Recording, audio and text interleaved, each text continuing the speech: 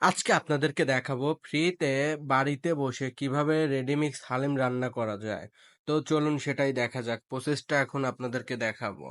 প্রথমে কুচি কুচি করে মাংস কেটে নিব, একদম ছোট ছোট করে, যে এইভাবে দেখতে পাচ্ছেন, একদম এইভাবে ছোট ছোট করে নিব একদম। তারপরে মশলার প্যাকেটটা খুলে মশলাগুলা বের করে নিব।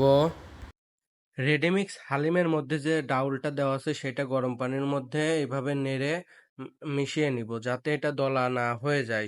এভাবে মিশিয়ে নিব আগে, মিশিয়ে কিছু সময় রেখে দিব।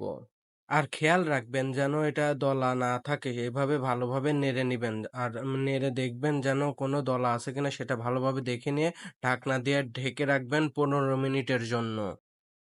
তারপর একটা কড়াই নিয়ে কড়াইতে পরিমাণ মতো তেল দিয়ে দিবেন। আমি দিয়েছি সরিষার তেল, আপনারাও সরিষার তেল দিয়ে নিবেন পরিমাণ মতো। সময় বাঁচানোর জন্য আমি আগে থেকে পেঁয়াজগুলো কুচি করে রেখেছিলাম, এখন আমি পেঁয়াজ কুচি দিয়ে দিলাম। দেখতেই পাচ্ছেন এরকম বাদামি রঙের হয়ে গেলে আমি এর মধ্যে আদা বাটা দিয়ে দিব, স্বাদ মতো লবণ দিব এবং 2টা কাঁচামরিচ দিয়ে এভাবে নাড়তে থাকবো যতক্ষণ একদম গাঢ় বাদামি রঙের না হয়।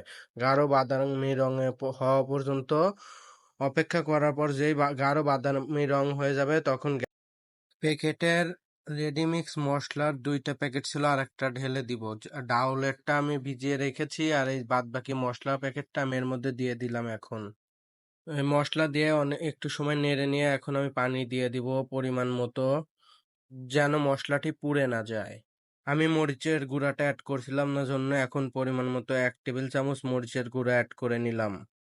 লবণের পরিমাণ কম দেওয়ার কারণে এখন আমি আবার 1 টেবিল চামচ লবণ দিয়ে নিলাম এবং পরিমাণ মতো একটু পানি দিয়ে নিব। পানি দিয়ে নেড়ে এর মধ্যে মাংসগুলা একটু নেড়ে নিব। নেড়ে নেওয়ার পরে মাংসগুলা ঢেলে দিব এর মধ্যে। মাংসগুলা দিয়ে ঢেলে দিয়ে একদম মাংসগুলা ভালোভাবে নেড়ে নিব, যেন মশলাগুলা ভালোভাবে মাংসের সাথে মিশে যায়। তার জন্য ভালোভাবে নেড়ে নিয়ে ঢাকনা দিয়ে ঢেকে দিব। ঢাকনা দিয়ে ঢেকে দিয়ে 5 মিনিট রাখার পর এর মধ্যে একটু পানি দিয়ে দিব, যাতে মাংসগুলা ভালোভাবে সেদ্ধ হতে পারে।